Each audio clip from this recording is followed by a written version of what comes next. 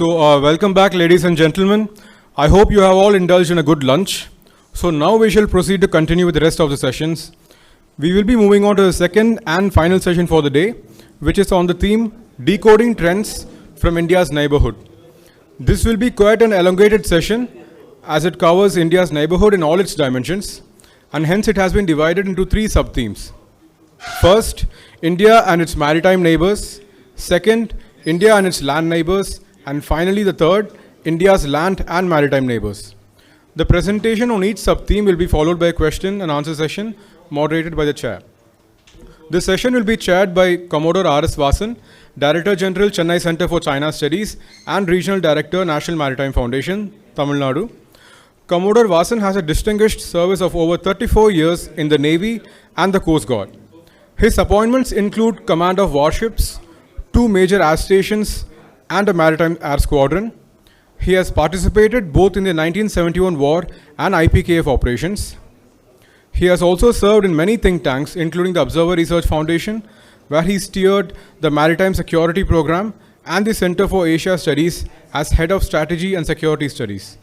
He is presently the Director General of the Chennai Center for China Studies and Regional Director of the National Maritime Foundation, Tamil Nadu. We also have 3 eminent and experienced speakers lined up for the first sub-theme of the session, namely Commodore V. Venugopal, Distinguished Member, Chennai Center for China Studies, and Mr. N. Satyamurthy, Policy Analyst and Commentator, who will be joining us in person, and Colonel R. Hariharan, VSM, formerly Military Intelligence and Specialist on South Asia, who will be joining us virtually. Now, I would love to invite the chair for the session, Commodore Vasan, to deliver the chair's remarks and introduce the distinguished speakers. Please, sir.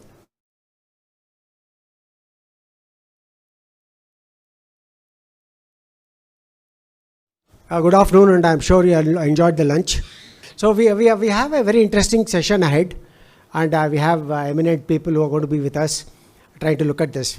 When we are trying to conceptualize this particular session, we're trying to look at our neighborhood, because there's a lot of emphasis on our neighborhood, whether they are land borders, whether they are maritime borders, whether they share both land and maritime borders.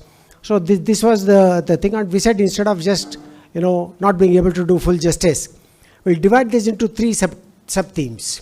So I'll specifically look at the maritime dimension of our neighborhood. Then we'll look at the maritime and land borders. We'll also look at the land borders separately, which is how it's been so secret. So it'll be a longish session. Please remember that you also have a Q&A session after each sub-theme. So that gives us a little more flexibility. So in case you have not been able to finish some portions of what you plan to cover, that could be taken up during the Q&A. So with that, let me hand you over to the first speaker, Commodore Venugopal. We also have Satyamurthy, who needs no introduction. He has been part of ORF.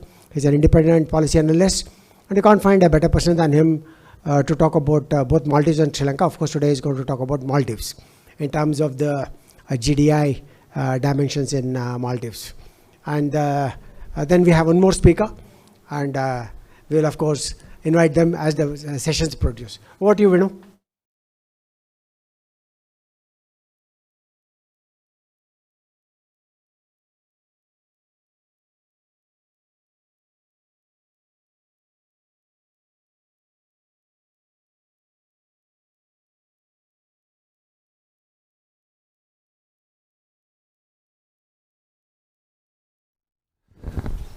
Good afternoon, ladies and gentlemen. And the first, I assure you that the Chinese ships or submarines have to move through water and not fly. So that is the way an Indian Ocean is a vast space. So we need to factor in these things. They're also a normal naval ship which moves at 18 knot speed at an average. All my presentations, I start with a quote from Sun Tzu. And Admiral Mahan, the first quote of Sun Tzu. Now you know why we are all here. All over the world, think tanks, strategists, analysts spend a lot of time trying to guess and analyze what China man is up to. So that's an apt quote of Sun Tzu.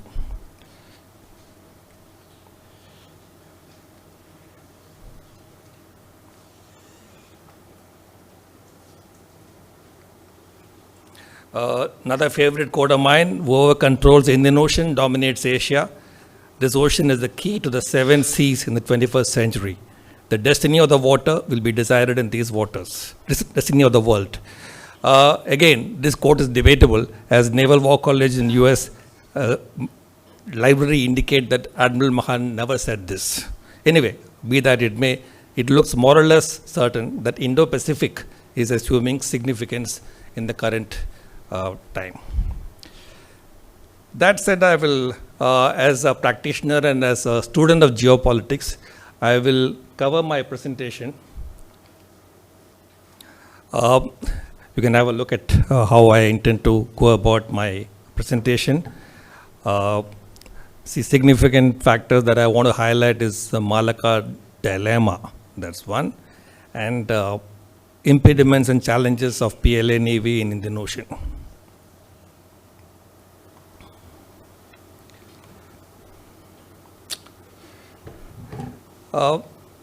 Now, going to Admiral Mahan's logic of sea power, he had mentioned sea power is a cycle in which commerce generates wealth. The generated revenue from commerce funds the Navy, who in turn protects the trade and commerce. It's a very apt statement of Admiral Mahan, which China has tried to interpret it in their own way. As you all know, Indian Ocean supply chain is very vital for China. And with that in mind, they have been building infrastructure at different locations in the ocean route to monitor their energy security. Moving on to China's maritime strategy, if you see that they've been a land power for many, many generations. It's only in the early, or I would say late 90s and early 20s, that they graduated onto looking at the sea as an option. Beijing's main strategic imperatives have now been focused on the maritime dimension. In effect, their thinking has moved from a Maoist style of coastal defense activities to offshore defense and ultimately to far sea defense. The Chinese white paper, some of the key aspects that they violated, already been covered by General Shankar in his presentation.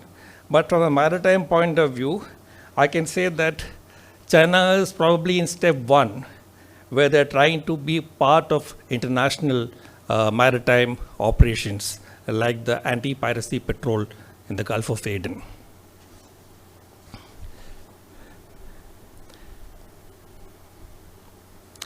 Malacca dilemma. This is something which I wanted to highlight. Here, China has been claiming that Malacca Straits is so vital for them.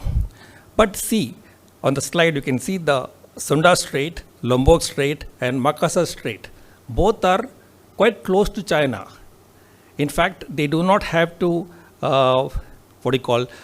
divert so much as they mention to, make this sound, Malacca dilemma sound as a big, something that is a big threat for them. Moreover, the security concerns of Malacca Strait is something that they also highlight. The fact is that although the US and Singapore have been talking of security threats to Malacca Strait from terrorism and piracy, etc., Indonesia and Malaysia have been insisting that such threats are not there, and it is more of an excuse for extra-regional powers to be opting for any kind of a patrol or trying to have a foothold in the region. So both these concerns of China have no sense. Moreover, for China, if you ask me, the bigger threat should be the Strait of Hormuz or the Indian Ocean, primarily because these are the two places where the US Navy and Indian Navy have got a predominant presence. So it's more of a Strait of Hormuz and an Indian Ocean dilemma for China.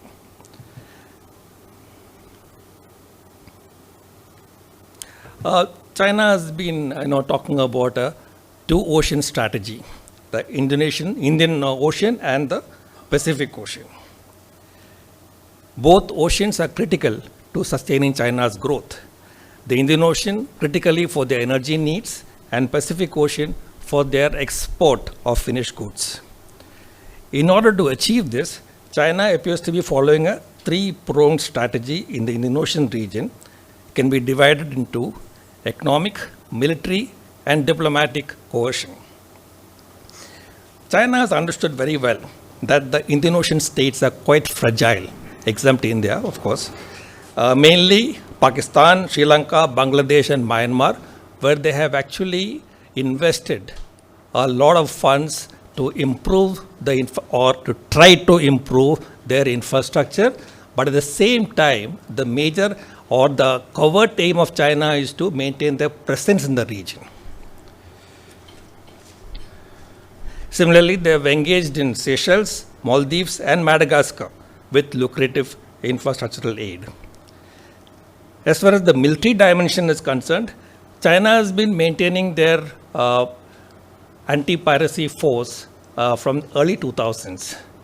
So normally the anti-piracy force of theirs, they have 2 destroyers and 1 supply vessel. They come for a 3-month deployment, and they do their replenishment either from Djibouti or from Salalah in Oman.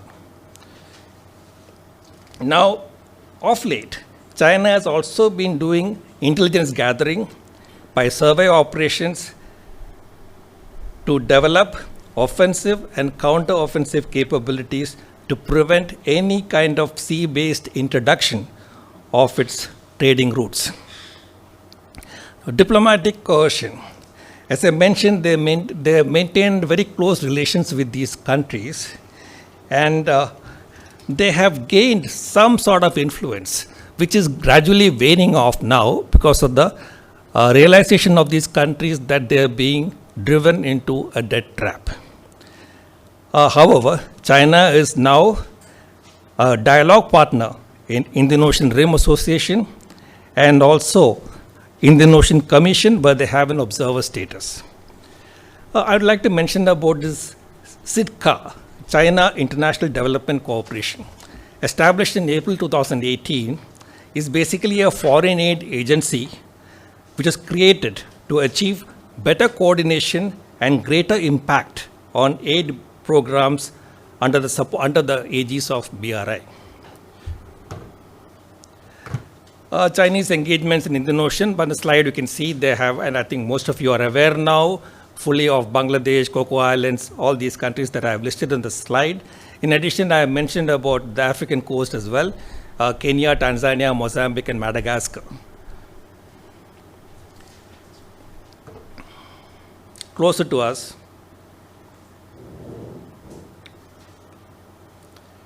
there's another slide. Yeah, Bangladesh.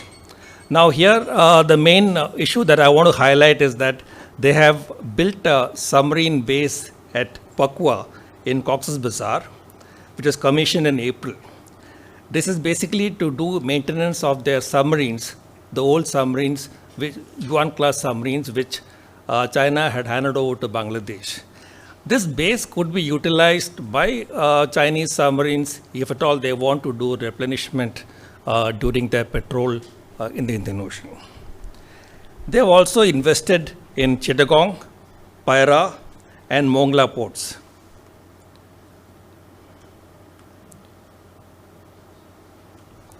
Cocoa Islands. This is an interesting place. Everyone has been talking about Cocoa Islands. It's basically an observation and communication post. Intention could have been to monitor India's missile tests from the east coast.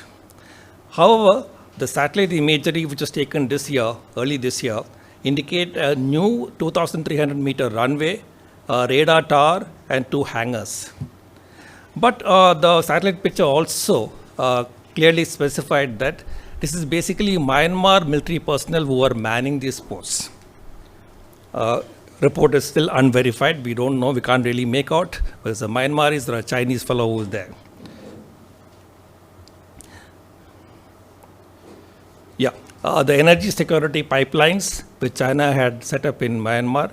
Let me also say that these land pipelines are always susceptible, vulnerable to sabotage. And the capacity of these lines is also very low compared to having a safe transit of oil energy through the Indian Ocean for the Chinese. It's about 240,000 barrels. That's hardly anything for China's requirement, which is the daily passage of oil and gas through these pipelines. However, they've been able to cut short the distance by about 700 kilometers by going by the route of Malacca Strait. Hambantota, we all know.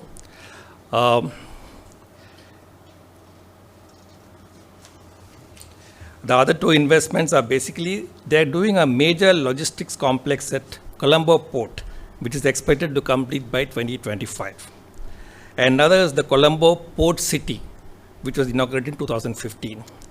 From a military point of view, I wouldn't expect or I wouldn't think that China is actually foolish enough to have any military infrastructure so close to the Indian coast, well within the range of strike aircrafts from operating from Indian airports. Mind you, we have a Sukhoi 30 Mark 1, the range of 7,000 kilometers without refueling. We have the maritime Jaguars still operating, however with a lesser range. So all these precludes China from actually setting up any kind of a military base. As highlighted by previous speakers, yes, they could use this facility for replenishment or logistics support during peacetime operations. Gwadar. Gwadar is facing a lot of problems as far as the pipeline, oil and gas pipeline is concerned, primarily because there's a difference of height, altitude between the embarkation point and disembarkation point. It's about 4,000 meters. So that makes it economically and technically not viable for Gwadar to be used as an oil and gas alternate energy route. In the 13th plan, they had indicated about Gwadar, but in the 14th plan, Gwadar seems to be amiss. So it is presumed that this project is on hold. And moreover, we all are aware of the kind of subversive activities that's taking place along the routes what these pipelines are going into Chinese mainland. Djibouti, another strategic blunder by Chinese. It's about 30 kilometers from the US naval base at Camp Lemonnier. It's as close to the French naval base. And as you know, Djibouti follows a military-based diplomacy by loaning their land for military purposes to all these countries who wish to operate from that region. However, there are clauses in the agreement which makes it conditional for use of these bases for any kind of operation during hostilities. Ambitions of PLA Navy, this is the Djibouti base. A lot of developments going on, a lot of constructions going on. The pier can accommodate an aircraft carrier. Chinese are looking for a blue water navy, as we all know, 2 fleets, Western Pacific and Indian Ocean, centered around aircraft carriers, which are likely to be based in the South China Sea islands and friendly countries in Indian Ocean region. South China Sea, as the previous speaker had mentioned, is quite vulnerable. These islands are very vulnerable to any kind of, operation. Now, a major factor which China enjoys in the South China Sea is air support from their shore aircrafts. Whereas in the case of Indian Ocean, there is no air support for Chinese Navy operating in the region. As you all know, air support is essential for any kind of operation at sea and far-off area contingencies. Challenges, they have a problem. J-15 fighter is too heavy and it cannot take off with full load of ammunition and fuel. Hence, they are restricted in their ability to actually operate these aircrafts. There are unconfirmed reports that the Chinese have realized this aspect and they are reallocating the aircrafts from PLA Navy carriers to the PLA Air Force. Now, this news item is yet to be verified.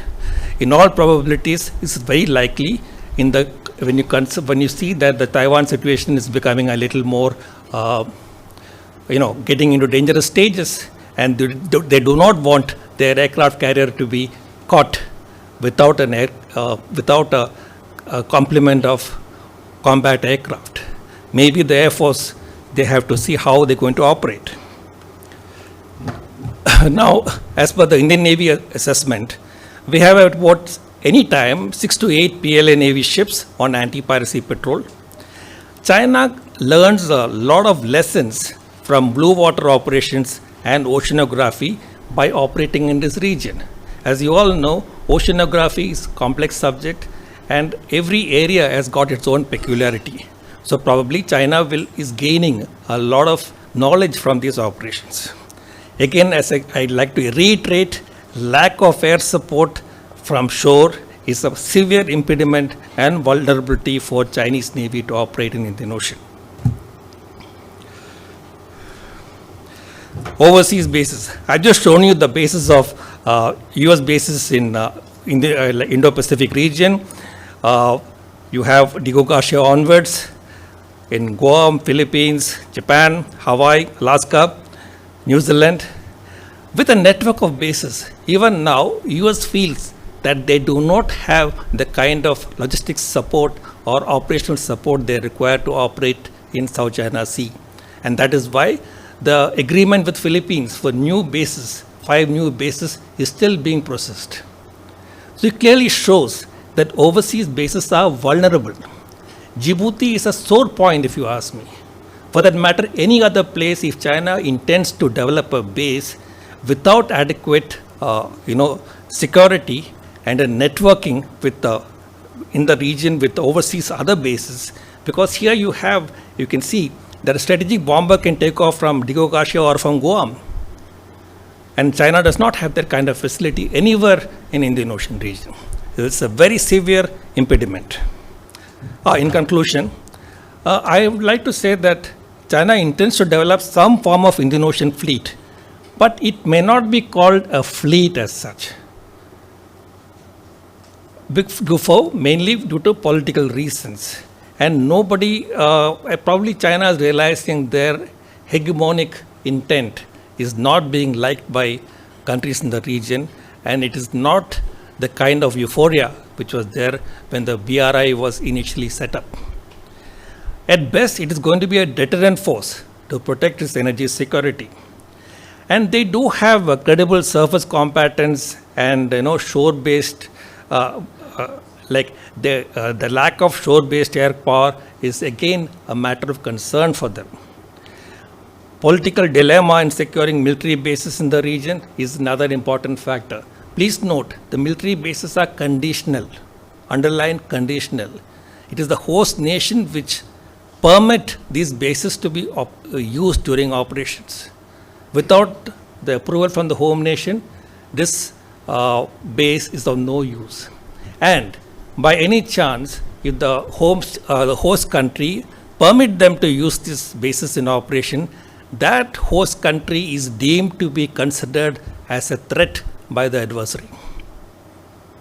I hope I made it clear. If Sri Lanka is hosting Chinese ships and there's a there's a likely US-China contingency in the Indian Ocean region, Colombo can be targeted by the US. That is the bottom line. And moreover, another factor which China is a little concerned of late is the growing security partnership between India and the United States. So all these factors are actually made them on a kind of a back foot now. They may have, new ships coming up, everything, or aircraft carrier. They're supposed to be having 6 carriers by 2030s. But what is the purpose of a carrier without credible aircraft. If you do not have the air complement to man them, carriers are virtually sitting ducks in the sea. They are developing a AEW aircraft which can be launched from a carrier. Currently, the information is not available as to what is the state of its progress. So unless and until China is able to kind of have a fleet concept or a carrier battle group concept with adequately worked up ships and combat efficiency with air protection from either from shore-based aircraft or from their own carrier, I do not see Chinese Navy realizing their ambition to control the Indian Ocean. Yes, they can be a deterrent force at best. Thank you so much.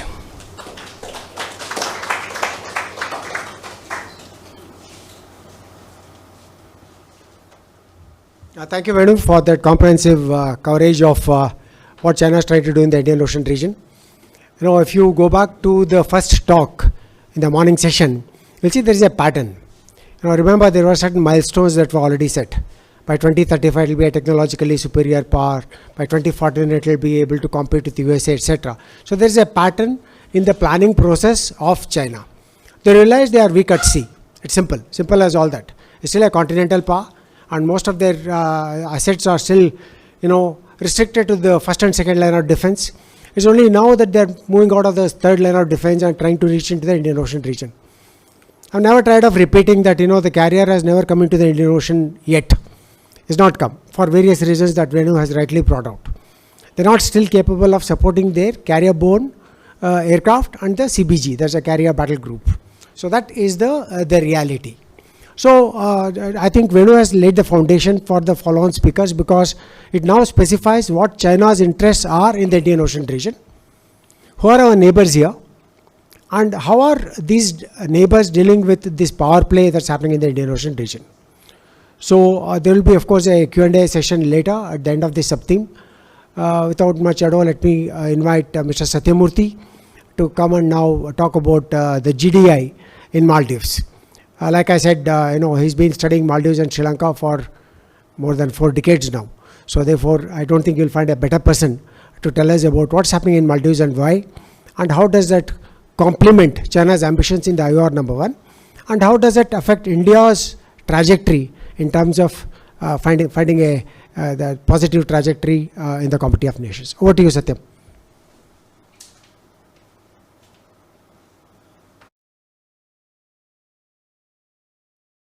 Good afternoon, everybody, and thank you, Commodore and C3S. Before I move on to Maldives, I have to just clarify one thing. I mean, in the sense, since October last year, there is a new union between Saudi Arabia and China in the Indian Ocean. Likewise, China also brokered some kind of a truce between Iran and Saudi Arabia, which we have to keep it in the back of our mind when we discuss Indian Ocean or countries like Maldives, however modest or moderately Islamic it is.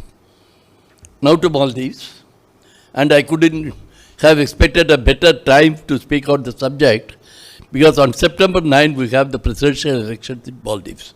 Unfortunately, no newspaper in India seemed to cover it. So that make my job easier and difficult at the same time. Right? For us to think in India that we have a one government or leader who is favorable to India, by favorable, we subconsciously say they have to be anti-China. That's not going to happen. That has not happened in our neighborhood at all. I can just stop with saying that about that in relation to Maldives and Sri Lanka also. Whoever is in power, elected, they are going to take care of only their interests. There is a Maldivian viewpoint. There is an Indian viewpoint. We should be happy if they don't get a strategic connect. China shouldn't be getting a strategic base or connect there. Before that, we also have to remember taking off from where Commander Venugopal left. I also agree that they may not enter the Indian Ocean or the Indian shores. For a simple reason, in the Indian Ocean, they will be boxed. We have French reunion, where there are friends of ours. They are not definitely friends of China. Then Diego Garcia. Then on the other side, we have got our Triforces Command and the bands. We have enough assets of ours and our friends. And Dr. As Commander Venugopal pointed out, they can't feed this thing on carrier or even a carrier group or 2 or 3 carriers. There may not be any space, and they may not reach Colombo or Maldives for us to reach the Indian shores. This perception, whether we have it or not, the Maldivians and to a lesser extent, Sri Lankans have all along. How much of it our governments, including India, US, Australia, Japan in the Indo-Pacific, and as we know, France has got its own Indo-Pacific concepts coming up now, which not many of us have been noticing it. It is obviously independent of that of the US-led Indo-Pacific. In fact, up to a point before the Ukraine war, even European Union was sought to be involved in that Indo-Pacific. Whatever that is, from the Indian perspective, whether it is France or US, they are all our friends. Australia, all of this. So we are safe in the Indian Ocean. And even 15 years back, some of the top decision makers in both Sri Lanka, of course Colonel Hariharan will be speaking in greater detail on Sri Lanka, have told me that on the strategic issues, we don't want outsiders in the Indian Ocean. 2, we very well understand that our countries like ours cannot be defended externally by our forces. So if there has to be a strategic cooperation with anyone, it will only be with India. And mind you, in the case of Maldives, we talk about the current government, President Soli, and the India First policy. But the India First policy was coined by his predecessor, Abdullah Yami, now in prison. That we have to remember. Something went wrong somewhere in between. And we have to take our own share of the blame. Because for the first time, possibly since independence, other than Pakistan, in the case of Pakistan and China, even there we haven't commented on their domestic politics. We commented on the domestic politics. And some of us here know how we were caught in the act, whether it was in Maldives or Sri Lanka. That is this thing. This is as far as the strategic equation goes. Then to the development issues, basically, China is not a new player in Maldives as we want to believe. Again, they had, say, Maldivian kings of the 7th, 6th century or 7th century, they had sent delegation to China with gifts and all that. At that time, you know, Maldives were ruled by first Hindu kings, Suryavansa and Chandravansa in North India, followed by Buddhist, Singhala converts and all those people who came in. Then for the past nearly 1,000 years, it's an Islamic nation. And it's an Islamic sultanate for until about less than 100 years back. Then they even had an elected sultanate for a period. Then they attained independence from the British in 1965. That's the interesting anecdote to it. Rather, the British wouldn't fund them to expand their ports runway in Malé. Then the students, school students, including the present-day foreign minister, Shahid, all these people, Nasheed, all of them who were studying in Malé, they would be taken by boat to the airport. As you know, Malay airport is in an island, for Karsevak. As Karsevak, they have done it. So individually, each one of them in that generation, and they are only 50 plus. Just because Shahid is bald, don't think that he should be 53, 54, right? They have a great pride in their nationalism. So if they are not going to yield to India, they are not going to yield to anyone. And they have got reason to accommodate India, that's the term I would like to use, then accommodate anyone else. That is what is happening. And in terms of development aid, China we were the first to rush at the end of tsunami. As we know, we had Operation Cactus in 1988. Even then, there was this development when post-tsunami recovery, we did. Reconstruction China took. They were looking at, if India is going to clear the mess, let them do it. We shouldn't be saying that we rushed. How China or our host country is receiving it. Let them clear the mess, then I will enter the sea. Anyway, he doesn't have the logistics to support that. So, the first housing project in Maldives came up at that time. Then we are doing a lot in housing now. Then there was this Sinimale bridge between Malay city and the airport island Hulule that they funded under Yamin, and we have funded a lot in the last 5 years in particular. But most of these projects are half done. See, one thing that Chinese, maybe as a communist country, maybe as a richer country, so within quotes, that is being disproved, that was disproved in the morning. Once they put their heart into it, they deliver it. We planned with the idea that there is a Tilamale bridge connecting 3 islands, including capital Malé, which is going to be the longest sea bridge in Malé and the single largest project in the country. That was supposed to be completed for this election. Before that election, it is understandable. That is how it should be.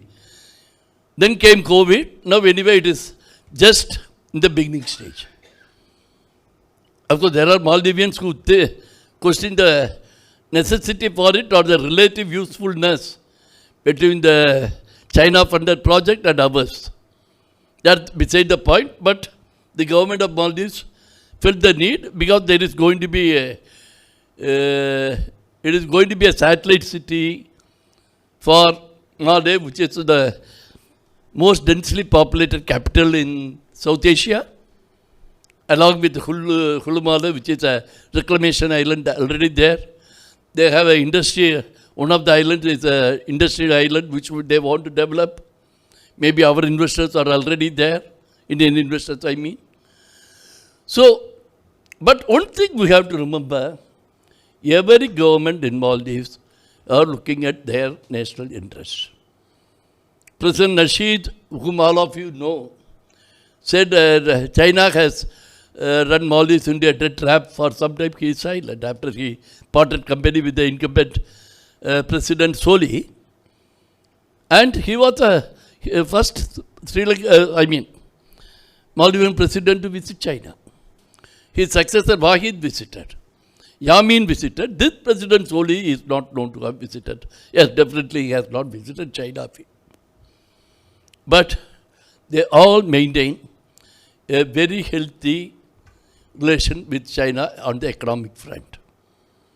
For instance, even 2 days back, there was a World Bank funded solar battery storage project that was inaugurated on 24 of 200 odd Maldivian islands. It was for a World Bank aided project.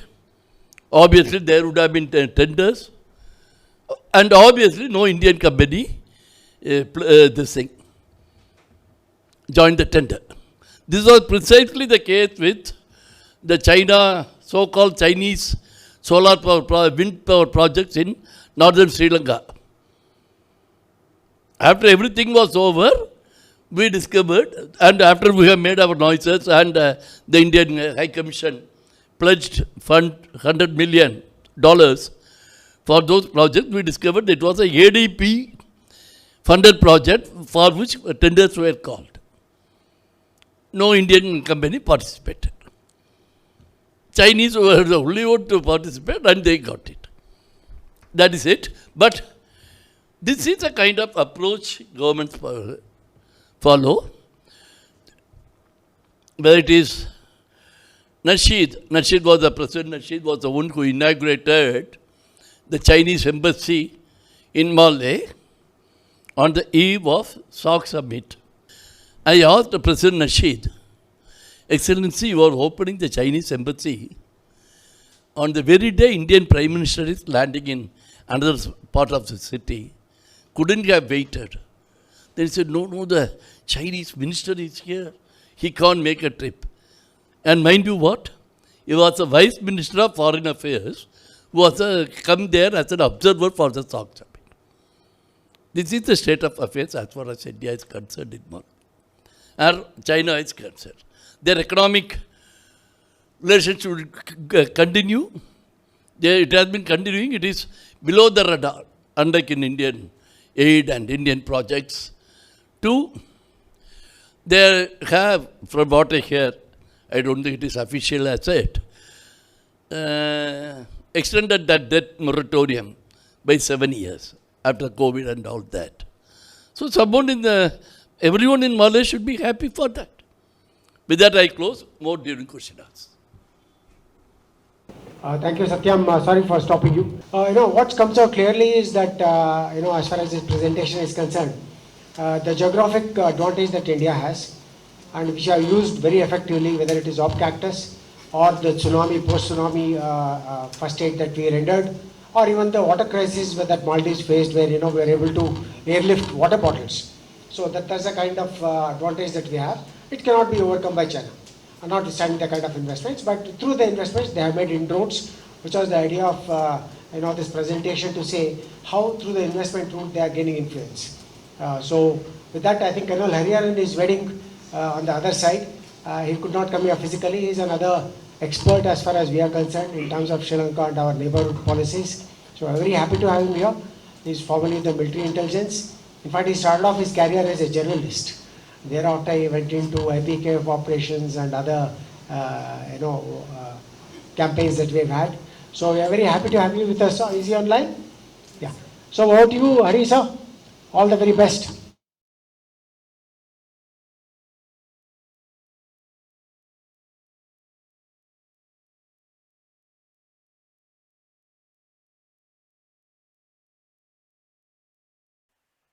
Thank you, Commodore, for giving me an opportunity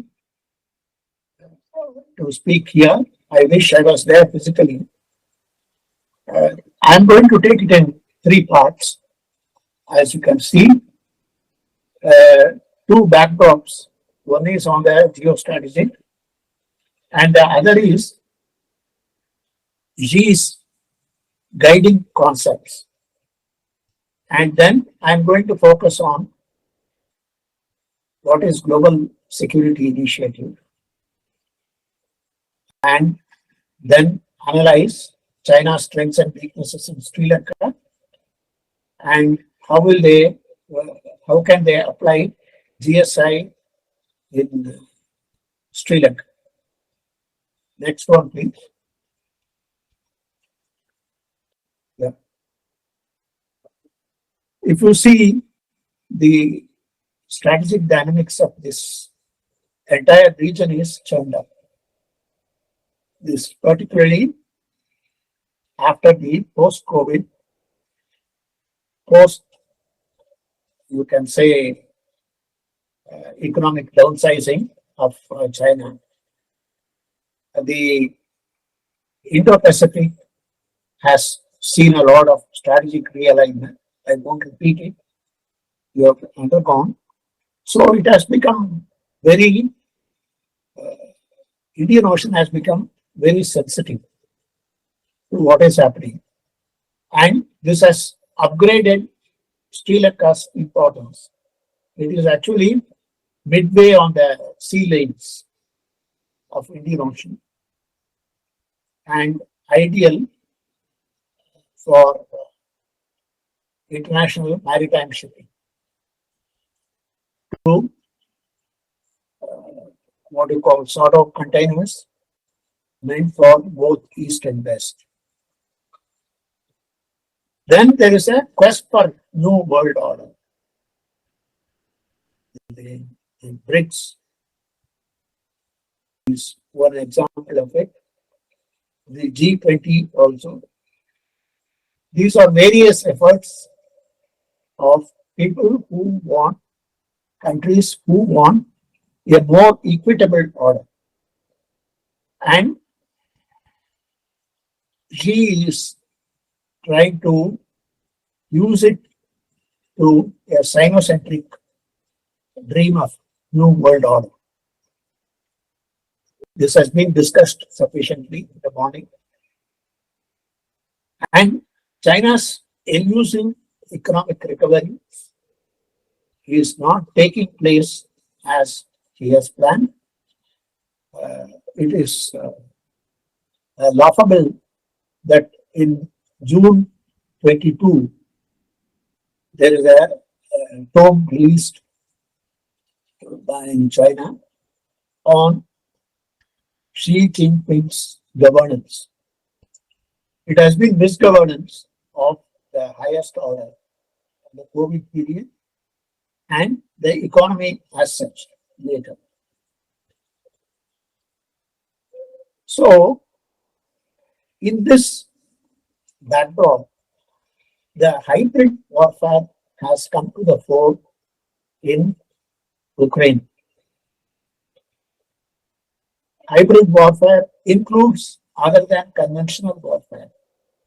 You have seen the use of mercenaries, propaganda, use of social media, economic blockade, political maneuvering at the UN and outside the UN.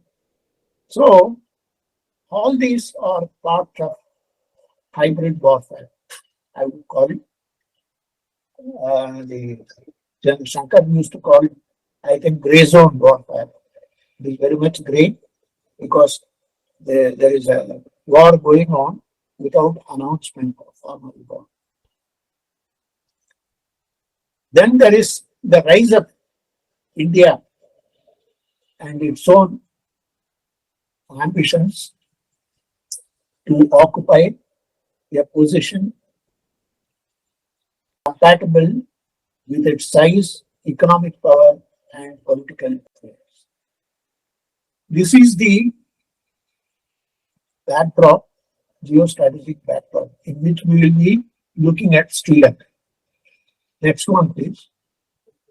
Now, to understand the Communist Party, I have been studying communism as such for a long time, from the 50s, when I was a student.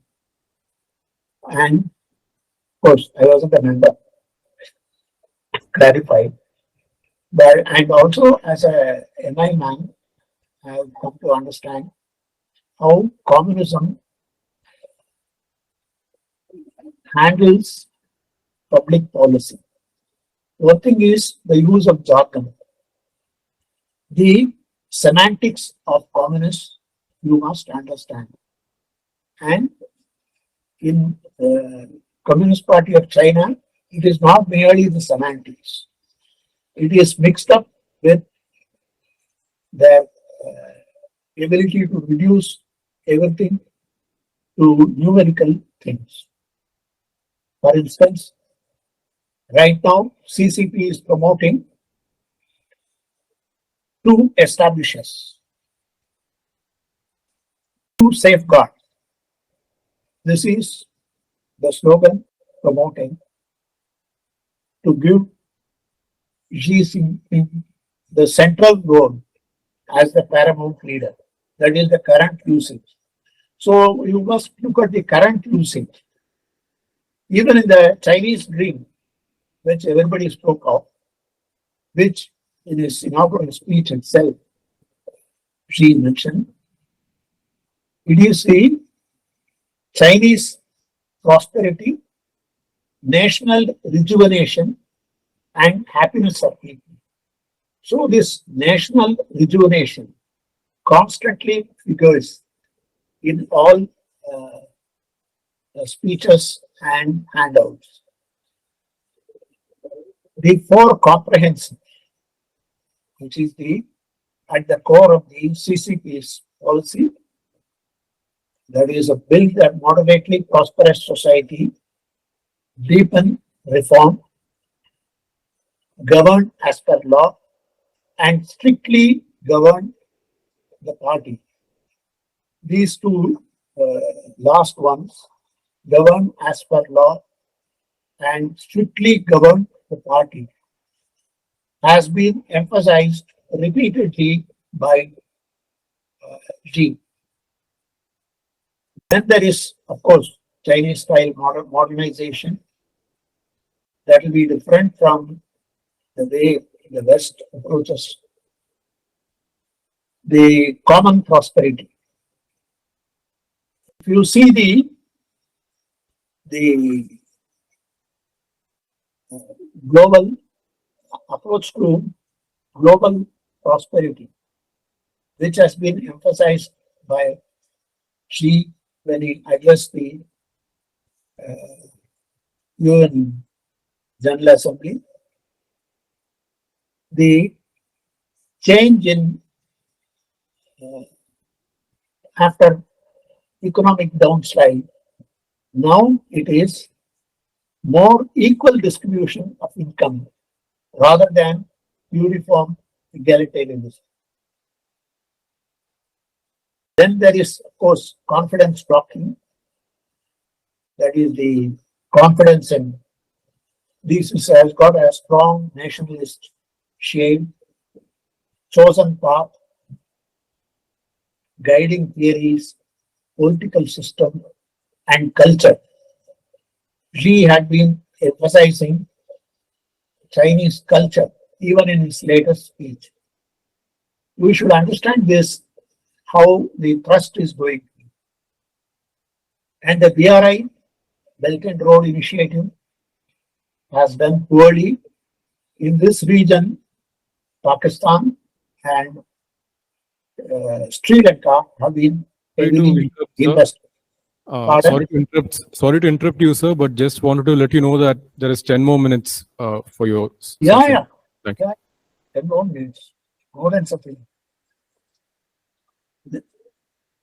There is this foreign policy also projects a more nationalist and assertive China. These are the recent emphasis that has been laid. Next slide, please. This is the broadly I have taken. They have published a vision doc on the GSI. The key takeaways are it has got 4 aims: eliminate international conflict, improve global security governance, encourage joint efforts at stability and certainty, promote durable world peace and development. It has got 6 concepts which I have given. I did not reproduce them for you, but if you see again the semantics comes. That is comprehensive security, respecting sovereignty, abiding by UN Charter, attending to security concerns of others, and maintaining security in both traditional and non-traditional domains. All these are being violated by China, both in South China Sea and in respect of India-China relations also. It has identified 20 priorities which are there. Everything under the sun is there. That is, but using emphasis on using international bodies. Then there is 5 platforms. Again, it is using the grouping of countries. Now we will go to Sri Lanka. Next one, please. These are the strengths. Sri Lanka has got a strong goodwill for China. Historically, this dating back to 5th century, Buddhism has the what we call umbilical connections with the majority Buddhist population, and even now, the during the COVID time, the Buddhist connection paid off, and 301 million yuan was contributed through the Buddhist channels. So that is a very sustaining Buddhist connection. We should not ignore it. We can expect more use under the GSI. Then there is a goodwill military assistance, earlier they spoke of during the Elam War. And there is a continued military cooperation. BRA partnership, everybody has spoken of Colombo Port, carrier terminals 2 terminals of the 5, and Hampatota Port, Matala Airport. There is a lot of infrastructure assets they have created.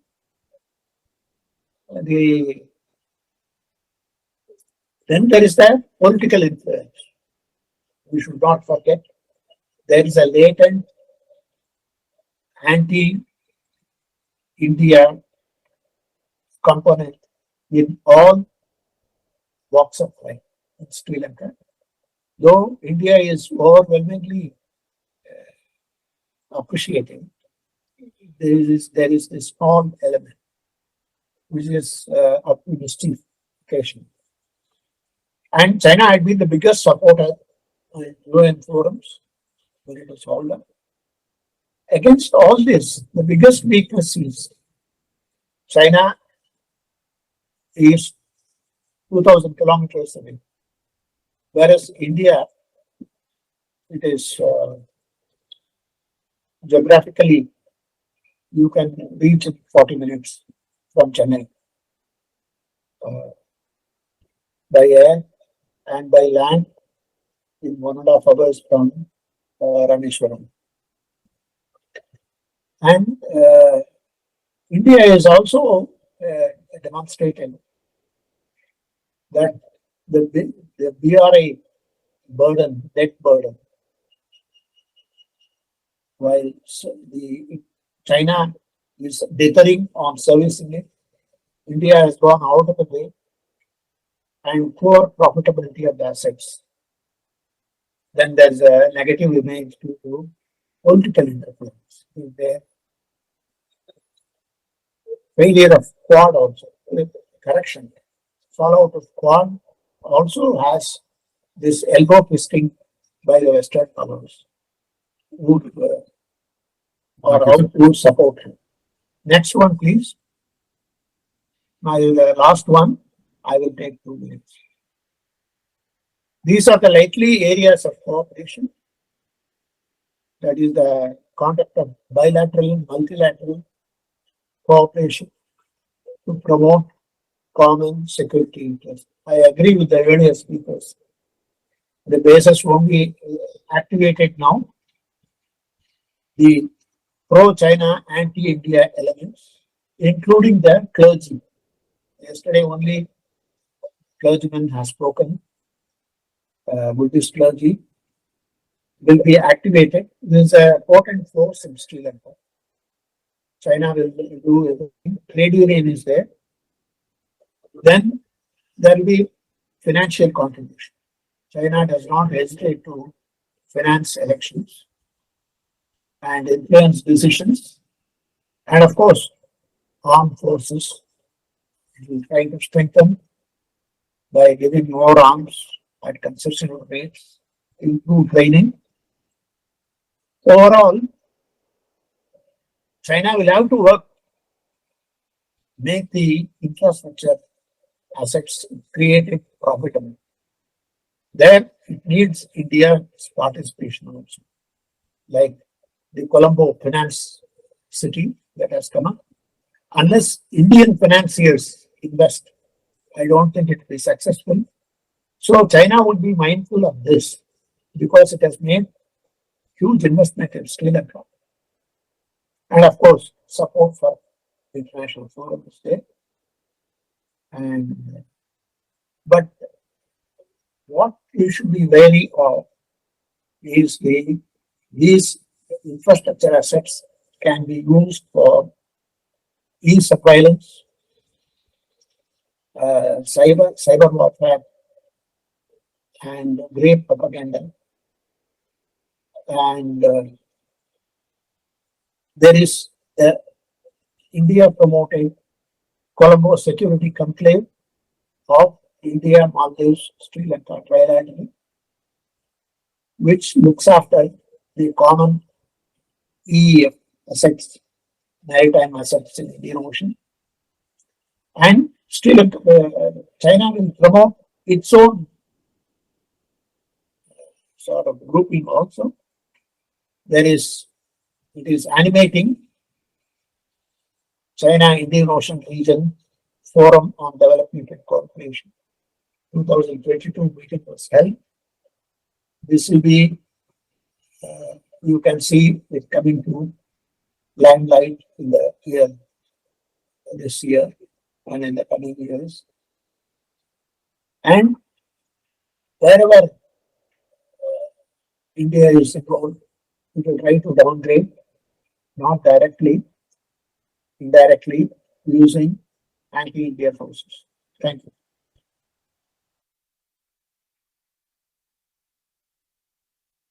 Thank you, Harisa, for that wonderful presentation. Now it brings in the context. The point that you made out about this GSI as defined by China is something that we need to look at, because everything that it prescribes there as 4 principles or 6 concepts or 20 whatever, all these are violated, as you rightly said. This is an important dimension. So, it's preach something but practice something else has been the philosophy of China, and so we need to be conscious of what they're trying to do in Sri Lanka. The other point that you brought out about, this equivalent of Dosti, that's India, Sri Lanka, Maldives. Dosti is of course specific to the Coast Guard. So there are a phenomenal amount of advantages because of geography, as brought out by all the previous speakers, that China finds it hard to come there when required, as required, within the kind of response times that are warranted at that time. So which is where I think we need to capitalize on this. So just also, I try and see if you can keep your mobile in this position, otherwise you're only seeing below your specs when you're talking to us. So this position is okay, we can see your broad brows also. So with that, may I now allow Yogesh to conduct the proceedings for Q&A? All the panelists are here, and you can follow the same format of having the questions from here for the first 10-12 minutes, and the balance from the virtual platform. My name is Ashwin. I'm a student of law and somebody who has a lot of international relations. My question is to Commodore Venugopal. Sir, you had mentioned the strategic points in the Malacca and the Lombok Straits, and I just wanted to know how pertinent are India's relations with ASEAN nations, especially Indonesia, in this particular concern, given the fact that they have been rather neutral in their confrontations with China and in their relations with India and the West. I'd like your comments on that, sir. What we'll do is we'll take 2 or 3 questions together, so it becomes easier for them to combine them should there be a requirement. Sure. So I'll take 2 more questions, and after that allow the panelists to respond. Yeah, next. Identify yourself, please. Good morning, everyone. My name is Dhanesh Sankhyan. I'm from Guru Nanak College, pursuing BA Defense and Strategic Studies. My question is to Commodore Venugopal. Sir, you must have heard about the Type 004 nuclear-powered aircraft carrier, which is currently being built at Shanghai port. So, what do you think are its future repercussions in the Indian Ocean region and other places? Thank you. Surya Narayan. I was saddened I was deeply saddened with the fact that the three panelists have not recognized the existence of two close maritime neighbors. Western scholarship has done incalculable harm for us. And one aspect of this Western scholarship was to divide our region into South Asia and Southeast Asia. As a result of which, very few people realize the fact that Thailand and Indonesia are our close maritime neighbors. The distance between Publish, the island in northwest Sumatra, and Indira Point is less than the distance between Chennai and Tirupati. The distance between Indira Point and Phuket in Thailand is less than the distance between Chennai and Madurai. And still we don't recognize them as our maritime neighbors. I was the first one, Commodore Vasan knows, who was pleading for a Bay of Bengal community, an oceanic regional cooperation. And when I used Bay of Bengal community, I also included not only Bay of Bengal, but also the Andaman Sea and the Malacca Straits. BIMSTEC has come, BIMSTEC, except in the field of anti-terrorism and in the when COVID came the extension. Now all the other regions is lagging behind. So it's high time we expanded the BIMSTEC to include both Indonesia and Malaysia and Singapore and make it a more vibrant organization. When I made the proposal, both Pakistan and China were not the literal states. But today both Pakistan and China want to be, they are considered to be observer status and all. I was again slightly pained with the fact that my good friend Satyamurthy referred to Maldives as a mildly Islamic state. Am I right? Moderately Islamic state. The Maldivian constitution says that only Sunni Muslims can be citizens of Maldives. The history of Maldives, according to what is prescribed now, starts with the arrival of Islam. And as you yourself hinted, there was a Hindu-Buddhist period.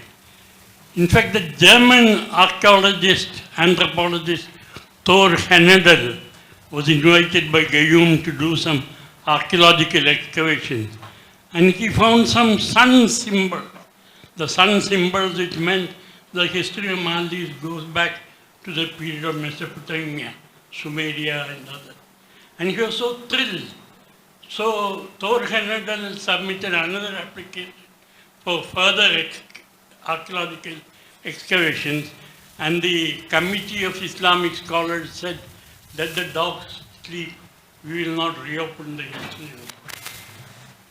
Islam permeates all.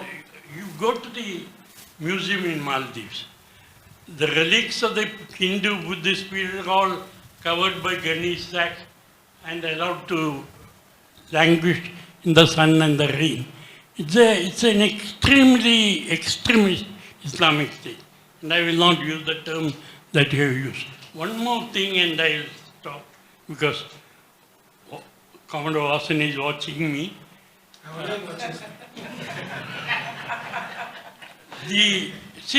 Every country can diversify its diplomatic relations. Over-dependence on one country is harmful for its interest, whether it is for defense purposes or for accomplishing foreign policy goals. You can justify the diversification. But if the diversification of relations is meant to cut India to size, then it should be a matter for concern for us, and we should take proper action. I'll give you one illustration which shows the success of foreign policy. In April-May 1987, as Satyamurthy may know, Jayawardene first approached the United States for help. The United States told them, India is the regional power. You take India's help to settle the ethnic issue. Then he sent Lalita Tirumalai to both Pakistan and China. The Pakistanis told them, if you are expecting us to open another front against India, you are mistaken, we will not help you. The Chinese also told the same thing. You take India's help and try to solve them. So Rajiv Gandhi showed that not only no external interference, but compelled Jayawardene to come to India's aid, and the conclusion was the India-Sri Lanka Cup of 1987. I wish Colonel Hariharan had mentioned about one of the earliest agreements that the independent Sri Lanka signed, and that was with China, rubber, rice. They mentioned it in the slide. That's thought. Then I didn't see that thing. But about the rubberizing, there were two things they mentioned. They were buying rubber at the highest price, international market, and they were selling rice at the lowest price. This is a classic illustration of Chu and Lai's successful diplomacy to influence people and winning friends. And that, if I'm not mistaken, continues. I have a few more points, but I'll stop. Thank you, sir. I'll request the panelists to respond. First, Commodore Venu, thereafter Satyamurthy, and then Colonel Hariharan. Should they have something to add?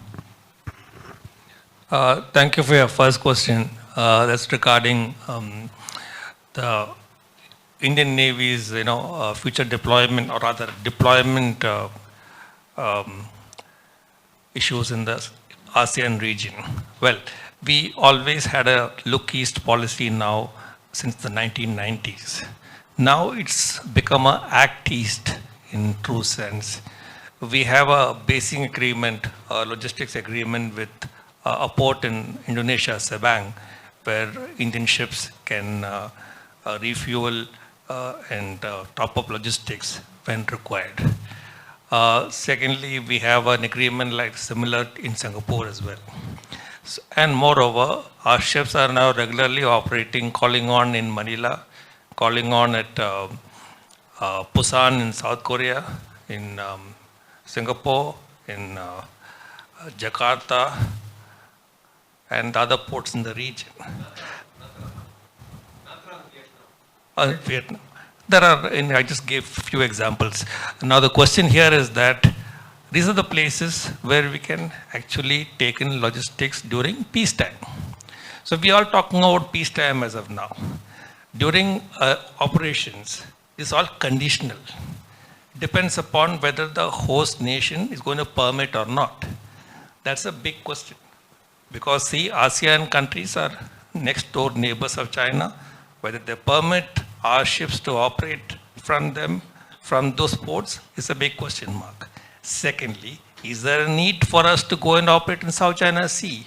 We can lie in wait here in the Indian Ocean region. We have P-8I maritime reconnaissance aircraft, which Commodore wasn't able to say much more about the capabilities of that aircraft. So any fly moving out of this, either the Lombok, or Malacca Strait, or Sunda, or Makassar, can be detected well in time. As I mentioned, that the speed of advance of ships or submarines, for that matter, is unlike an aircraft moving. It's about 18 knots average speed that we take during operations, right? So our geographic proximity in comparison with China, we are at an advantageous position as related to Indian Ocean. I will not say the same with South China Sea, and that's the reason why we're not going to, at least in the near future, we're not going to operate from any of the ports there.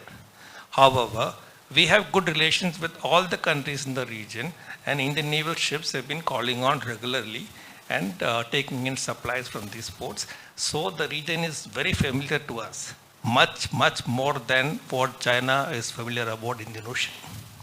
Does that answer your question? Yes. Okay. The second question about the aircraft carrier that you're mentioning about 004. Now 003, Fujian, is still undergoing trials.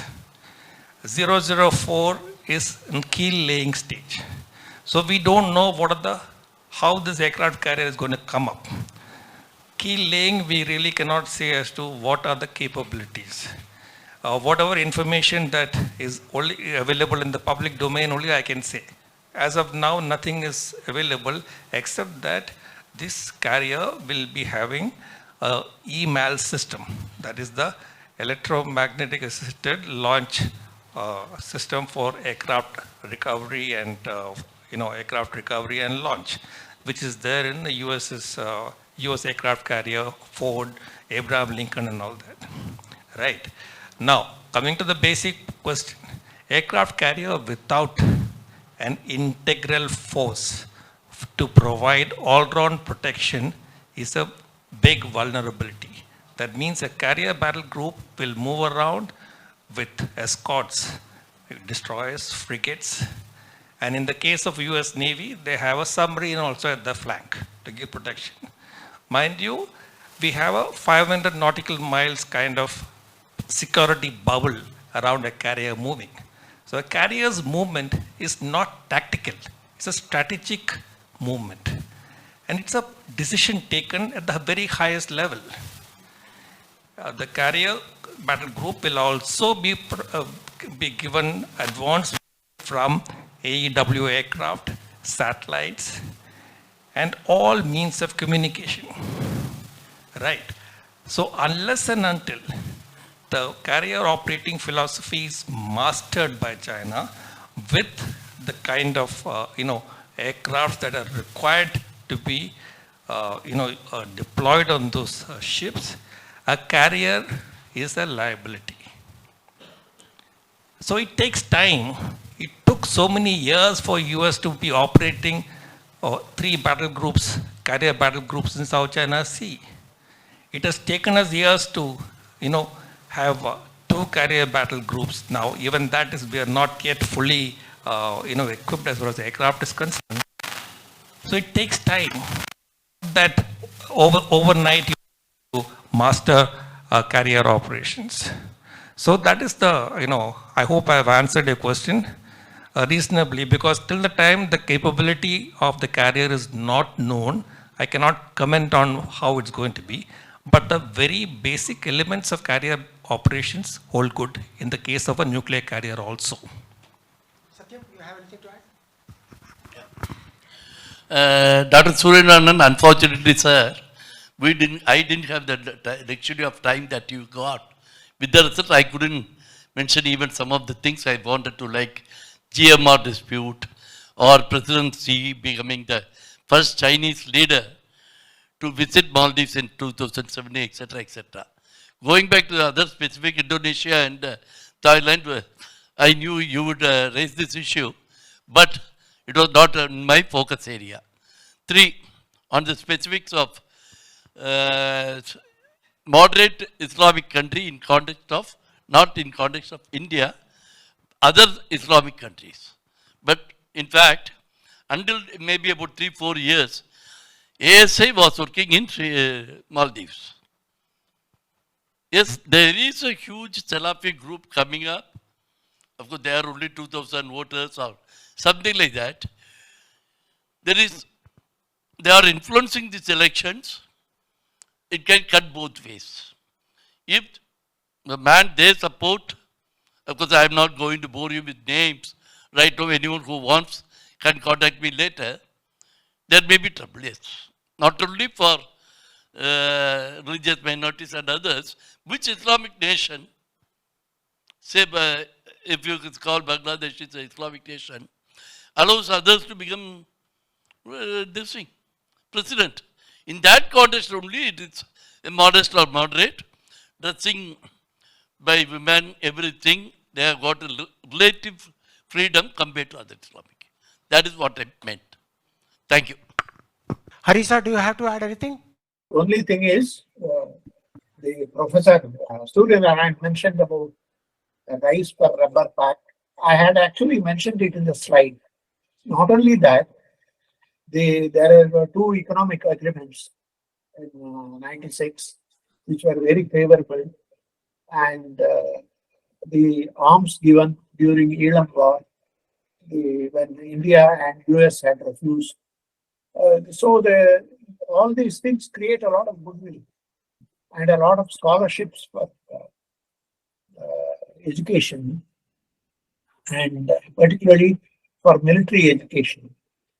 China is offering and training. Of course, we also do that. Actually, the Sri Lankan Navy is almost 100% trained by India till recently.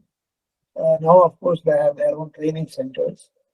So, it is, I had mentioned this point, Rise for Rubber Pact has been explained nicely by him. And I just wanted to say that, we also have the Australian Vice Consul here, and he is well aware, and as well as you through the newspaper reports, that the Indian PATIs have operated from Australia.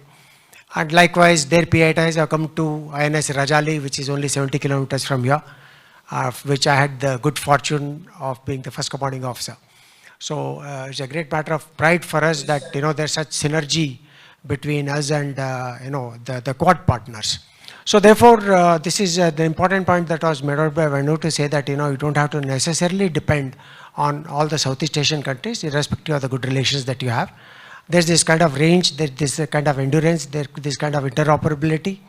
And therefore, we have our plans in place. And for the information of the audience here, I must also tell you that the PATIs were effectively used, or still being used along the LAC. You say, what is a naval aircraft doing along the LAC? You want answers? Ask me later at tea break, I'll tell you what they're doing. Right? In the interest of time now, I will hand over to the virtual coordinator. Please read out the question and say who it's addressed to. This question was asked by Mr. Surendra Singh Oberoi, senior journalist and political consultant, ICRC New Delhi. His question: has China's influence been diminished following the Supreme Court's decision to prohibit imprisoned Abdullah Yamin Gayoom from participating in the... I got the question. Yes. See, Yamin was not a candidate as such.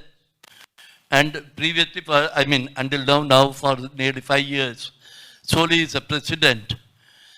And just because Yamin is not the candidate now, that doesn't mean anything right now. We will have to wait for the election results. Because Yamin's party has also fielded a candidate, though there is some problem between the Yamin and the candidate Muiz. There are other candidates also, not any of them. There are 8 candidates, the other 6 don't stand a chance. Right? So this too, Muiz is basically an Islamic scholar, a PhD in structural engineering, a respected engineer who is also considered an Islamic scholar. Now you go back to what I said about China, Saudi Arabia and all that, a lot of things may fall in place. But we will have to wait till September 10 to know which way it is headed. Thank you. So he has some 2 follow-up questions. Please.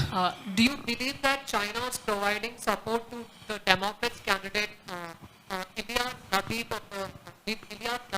and the opposition candidate Dr. Mohammad Moise of the People's National Congress? The last question is... Oh, just a minute, I will finish that. See, there is speculation. Moise has to run a campaign. Someone is paying him. Yes. Third question? Next question. We are running out of time. Yes, last question is, with President Mody's reinforced position, is India gaining an advantage? Repeat? With President Mody's reinforced position, is India gaining an advantage? India has a certain advantage now. Right? Strategic terms, we have got a UTF island harbor, which is an issue for, that is why Yamin started the India Out campaign. But his candidate, the so-called his candidate has not mentioned India Out in the last 15 or 20 days of his campaign. Not even once. And possibly the party has also not mentioned it in the last nearly 6 months. To that extent, Soli is an advantage for us, but don't expect Soli not to do business with China. India has to look at only at the strategic interest. if you are going to stop any neighbor, including Maldives or starting with Maldives, not to do business with China, that's not going to happen. That is where the issue of sovereignty will crop up for them. They have a domestic constituency. This I had always mentioned. The minute Maldives became a multi-party democracy, there is a local constituency for every candidate, as it is in India, as it is in Sri Lanka or Bangladesh. So this is a price we have to, rather Maldivians have to, we have to pray for Maldives becoming a democracy on its own. We didn't help that process. Thank you. Yeah, we have indeed run out of time, and therefore I must only thank the panelists for their wonderful presentation and interaction. Please join me in applauding their efforts. I thank the Commodore for having moderated this session so efficaciously. I thank the members in the audience and the speakers for that lively Q&A session. Before we conclude, I would like to request Mr. P.M. Heblikar, Managing Trustee, Institute of Contemporary Studies, Bangalore, to felicitate the chair for the session, Commodore R.S. Vasan.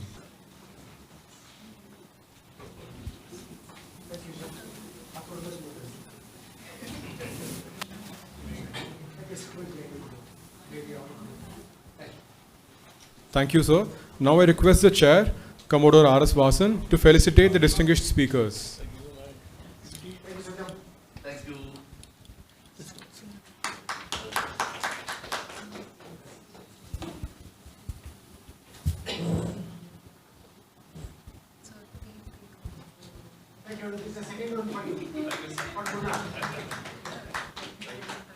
Central Hariran's with Scott. Yeah, we're sending a virtual report.